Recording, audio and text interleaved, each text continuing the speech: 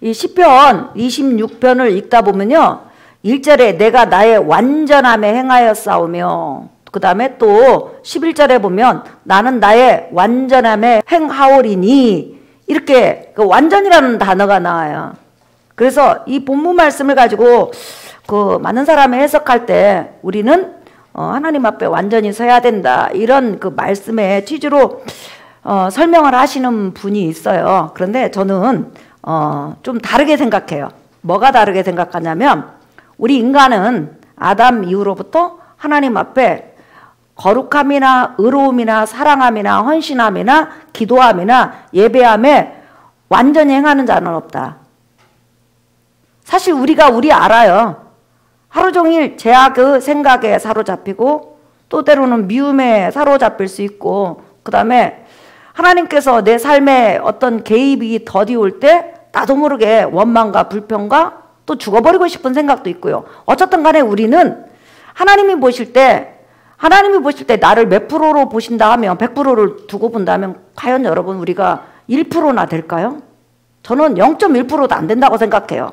그렇게 거룩하지도 않고 내 행위 자체를 보면 그렇게 선하지도 않고 그렇게 의롭지도 않고 그렇게 헌신적이지도 않고 그렇게 기도적이지도 않고 사실 하나님 앞에 완전히 부족하다는 거예요. 그러면 다윗은 오늘 다윗의 시잖아요. 나는 나의 완전함에 행했다고 그랬어요. 그럼 다윗이 정말 그는 의로웠고 거룩했고 선했고 또 사랑이 많았고 하나님 앞에 헌신적이었냐? 완전할 정도로 아니라는 거죠. 그러면 여기서 말하는 완전이 뭐냐? 바로 인간이 하나님 앞에 어떤 행위를 가지고 완전하다는 의미가 아니고 하나님을 의지하는 믿음, 하나님을 신뢰하는 믿음, 이것을 바로 완전으로 표현한 거예요. 한번 따라서 해볼까요? 하나님을 의지하는 믿음, 하나님을 의지하는 믿음, 하나님을 신뢰하는 믿음, 하나님을 신뢰하는 믿음. 네. 성경에 보면 창세기 6장에 보면 노아는 뭔 사람이에요? 완전한 사람이라 그랬어요. 완전한 사람. 자, 여러분 창세기 잠깐 보실래요? 창세기 6장 9절 구약성경 제 성경은 8페이지예요. 읽어볼까요? 시작. 이것이 노아의 족본이라. 노아는 의인이요 당대의 완전한 자라. 그는 하나님과 동행하였으며. 예, 여기서 노아가 당대의 완전한 자라고 그랬어요. 그럼 노아는 죄가 없느냐? 정말 하나님의 뜻대로만 사는 사람이었느냐? 온전히 거룩하고 온전히 선하고 온전히 하나님의 음성에 순종하는 사람이었느냐? 그렇다면 성경의 맥락이 안 맞는 거죠. 성경은 말하기를 전도서 9장 3절에 인간의 마음엔 악이 가득하다 그랬어요. 항상 악으로 차여진다는 거예요. 인정하시면 아멘 하십시다. 그 다음에 욥기서 보면 우리 욥기서 하나만 찾아볼래요? 우리 성경 공부하는 분들은 이 말씀을 읽었을 거예요. 욥기서 15장 한번 보세요. 욥기서 15장 14절에서부터 16절 시작. 사람이 어찌 깨끗하겠느냐? 여인에게서 난 자가 어찌 이롭겠느냐? 하나님은 거룩한 자들을 믿지 아니하시나니 하늘이라도 그가 보시기에 부정하거든. 시작. 하물며 악을 저지르기를 물 마신 같이 하는 가증하고 부패한 사람을 용납하시겠느냐. 네, 하나님이 보실 때는 인간 자체를 보실 때는 인간은 정말 가증하고 죄악으로 가득 찬 인간이라는 거예요. 그러면 욥도 당대의 의인이요 완전한 자라고 그랬고 또 노아도 당대의 완전한 자라고 그랬어요. 그러면 그 완전함이 말하는 거, 그 다음에 시편에서 말하는 완전함이 뭐냐? 하나님을 신뢰하고 하나님을 의지하는 거라는 거예요. 그러면 시편 26편의 배경이 뭐죠? 여러분, 다윗이 인생을 살아가면서 정말로 자기가 그런 일을 안 했는데 사람들로 하여금 오해를 받고 중상모략을 당한 것이 많이 있어요. 다윗의 일생에 펼쳐져요. 그게 첫 번째는 우리가 사무엘상을 보면 자꾸만 사울왕이 왕이 됐을 때 다윗이 사울왕을 암살을 하고 왕권을 탈취한다는 그런 말을 계속 주위 사람 해가지고 사울왕이 그냥 머리가 돌아버렸어요. 그래가지고 자나깨나 다윗이 자기를 칼을 들고 창을 들고 활을 쏘아서 암살하려는 그런 생각을 가지고 다윗이 그런 암살자라고 생각을 했기 때문에 이 사울왕은 항상 마음에 놓이지를 않아. 그래서 시간만 있으면 다윗을 없애려고 그랬어요. 근데 사실은 다윗은 여러분 사울왕을 절대 죽일 마음도 없었고 그 왕권을 빼앗을 마음도 없었고 하나님의 때까지 기다렸어요. 인정하시면 아멘 합시다. 아멘. 그 다음에 또 두 번째 이제 다윗이 정말 중상모략을 당하고 억울한 일이 있었어요. 그게 뭐냐면 자기 아들하고 아히도벨이죠. 자기 아들 압살롬이 뭐라고 하냐면 우리 아버지는 가난하고 문제 있고 연약한 사람 돌보지도 않는다. 공정한 재판장도 세우지 않고 재판도 안 한다. 그냥 먹고 마시고 그냥 왕이 노름에 빠져 있다. 그렇기 때문에 그 왕을 따르면 안 된다. 이게 압살롬이 주장한 거예요. 근데 사실은 다윗은 그 백성을 위해서 애썼고 기도했고 시편을 보면 그 백성을 껴안고 가는 사람이었다는 거예요. 다윗과 전혀 상관없이 애매모호하고 중상모략을 해서 다윗을 죽음으로 몰아갔다는 거예요. 그래서 나중에 압살롬의 말만 듣고 사람들이 어떻게 했어요? 전부 다 민심이 압살롬에게 갔다고 그랬어요. 소수를 빼놓고는. 이렇게 끊임없이 중상모략을 당하죠. 그 다음에 다윗이 압살롬의 난을 피해서 도망갈 때 시므이가 따라오면서 뭐라고 했어요? 네가 이렇게 아들한테 쫓기고 그 다음에 네가 아들한테 고통을 받고 백성들이 전부 다 마음이 떠난 것은 네가 사울왕을 죽은 가운데로 몰았고 요나단을 죽은 가운데로 몰았고 그 다음에 사울왕의 아들 이스보셋을 죽은 가운데로 몰았고 그 다음에 아브넬 대장군을 죽은 가운데 몰았고 네가 너무 하나님 보시기에 악을 행했기 때문에 네 아들이 너한테 이렇게 하는 거다. 이렇게 하면서 중상모략하면서 다윗을 끊임없이 저주를 했다는 거예요. 근데 사실상 이 모든 것이 사실상 다윗하고는 맞지 않는 이야기예요. 여러분 인정하시면 아멘 하세요. 아멘. 다윗은 그런 적이 없다는 거예요. 그렇게 중상모략을 당하고 죽음 가운데로 몰렸을 때 다윗이 지금 한 시가 바로 시편 26편이요. 하나님, 저는 하나님 앞에 죄인이고 정말 악을 행하고 여전히 넘어집니다. 그러나 사울왕의 측근들이 나에게 중상모략하는 말이나 아히도벨이나 압살롬이 중상모략하는 거나 그 다음에 또 그 다윗을 끊임없이 중상모략을 해가지고 내모는 그런 시므이 같은 말이나 사실 나는 그런 죄를 짓지 않았습니다. 그렇다면 하나님은 정확하게 나의 중심을 아시고 판단하오니까 나는 그런 죄를 짓지 않았습니다. 그러니까 하나님께서 공의롭게 판단해 주실 줄 믿습니다. 그리고 나는 여전히 하나님의 궁의를 힘입고 죄를 짓기 때문에 하나님의 은혜 속에서 넘어지기 때문에 하나님의 은혜 속에서 살아가는 사람입니다. 요 말을 뭐라고 하냐면 나는 완전함에 행했다고 했단 말이에요. 다시 말하면 하나님이 나의 모든 억울함을 신원해 주실 분이시다. 그리고 나는 단 한 번도 내가 의롭다, 거룩하다, 내가 떳떳하다고 말한 적이 없습니다. 이런 뜻이요. 그래서 이제 시편 26편을 보면 제가 설명한 배경을 보면 이제 이해가 가요. 자, 한번 보실래요? 시편 26편 1절 볼게요. 그러니까 중상모략 당하고 억울한 말을 당한 거예요. 죄를 안 졌다는 말이 아니에요, 여러분. 우리가 그러잖아요. 나는 정말 그 사람에게 선하게 했는데 그 사람이 나를 막 그냥 들이까?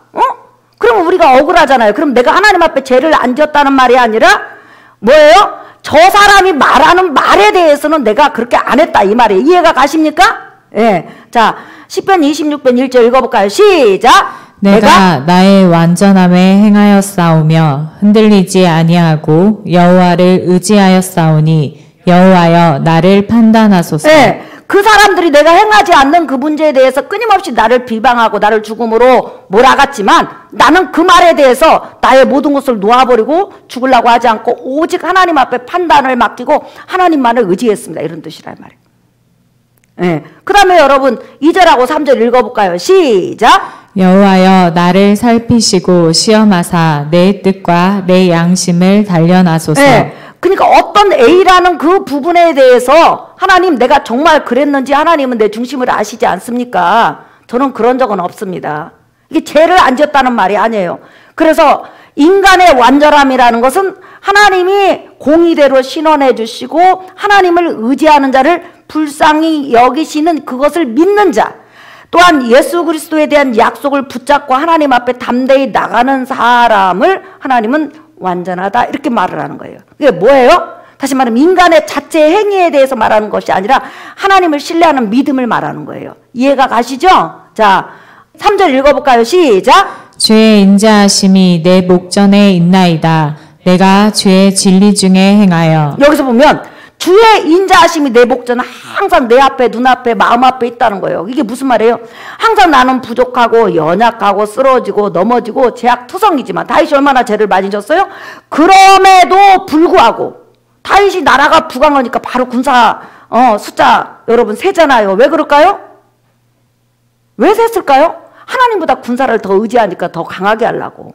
그리고 그 나라를 솔로몬에게 물려주려고. 근데 사실상 솔로몬에게 물려주는 이스라엘 그 나라는 누가 지킨다? 하나님이 지킨다. 다윗이 그렇게 걱정하지 않아도 하나님이 지킨데 그냥 갑자기 조급해진 거예요. 근데 우리 인간이라는 것은 오늘 하나님을 의지했다가 갑자기 문제가 생기면 바로 그 문제에 빠져드는 연약함이 있어요. 저나 여러분이랑.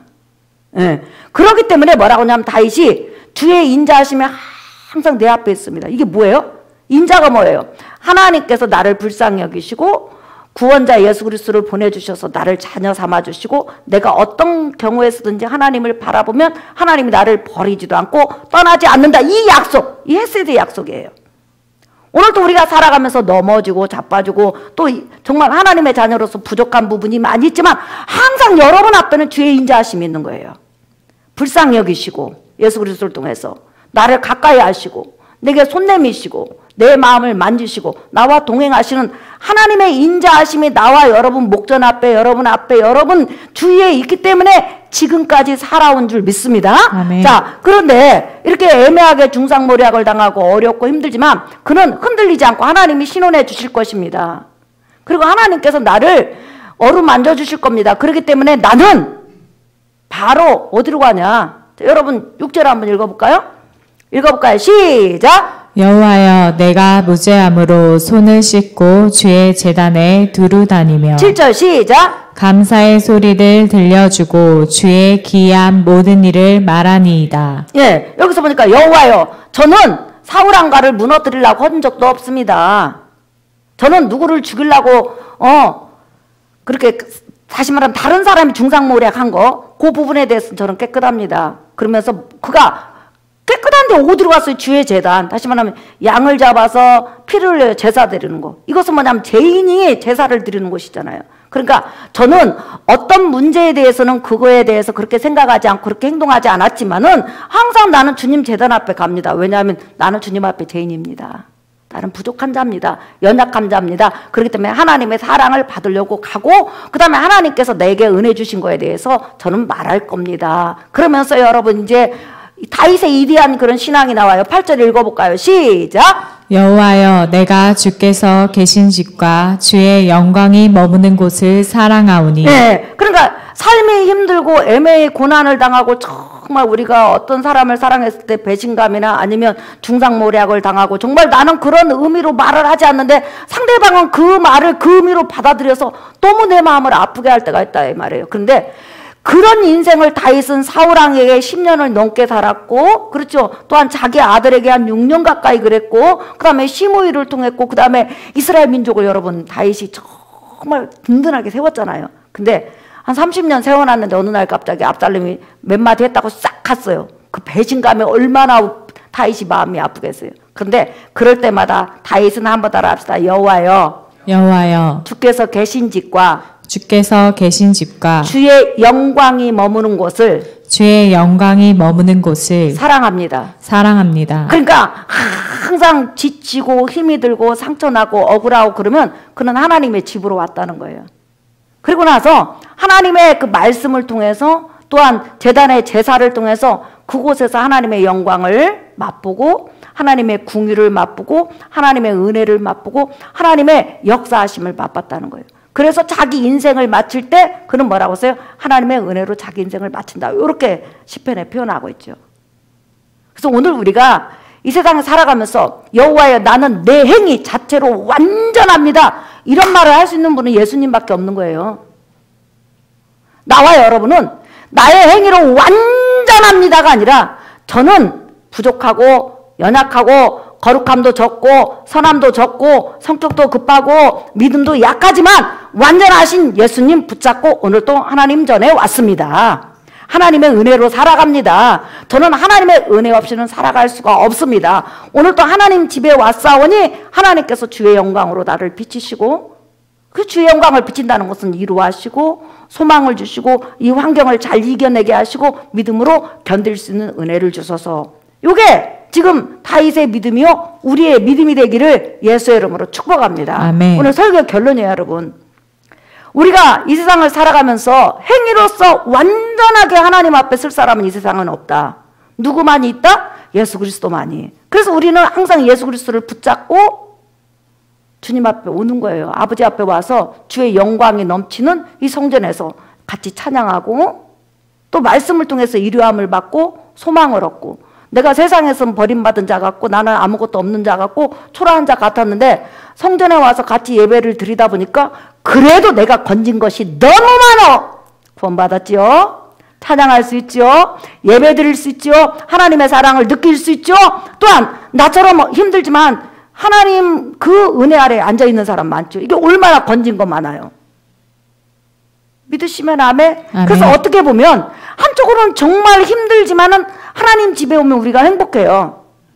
그래서 오늘 예배에 나오신 여러분에게 하나님의 영광이 머물고 긍휼이 머물고 여러분 삶에 큰 은혜가 넘치기를 예수의 이름으로 축복합니다. 아멘. 여러분 11절 잠깐 읽어볼까요? 시작. 나는 나의 완전함에 행하리오니. 하나님만 의지하고 바라보겠다는 거예요. 시작. 나를 속량하시고. 속량이 뭐예요? 자기 위기형에서 건져달라는 거예요. 그 다음에 시작. 내게 은혜를 베푸소서. 여러분을 위기형에서 제약에서 또한 삶의 그 어려움에서 건지시며 하나님의 큰 은혜가 임하기를 예수님 이름으로 축복합니다. 아멘. 우리 찬양하겠습니다. 예, 우리 이 찬양 여러분 한번 하나님께 올려드릴까요? 예, 두 손을 모으게 하여 잡은 거 모두 다 무엇인가 의지한 거 일단 내려놓고 주님만 한번 붙잡고 기도해 보십시다. 복음성가 73페이지 빈손의 기도.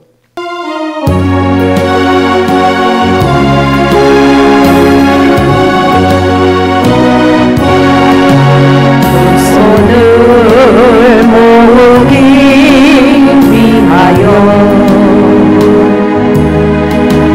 가진 것 모두 다 버렸네.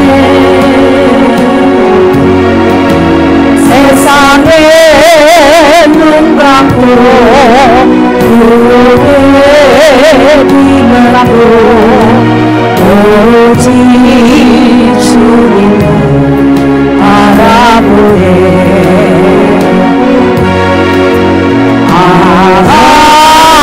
주님은 내 모든 사랑의 주님.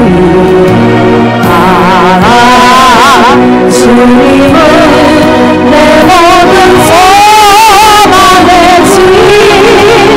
꽃채운 가슴을 주님께 옵니다. 어서 오소서 주님이여. 나를 도와가소서. 내게 은혜를 베푸소서. 우리 삶의 문제를 놓고 기도하러 왔으니까 우리 기도하겠습니다. 주여 세 번 부르겠습니다. 주여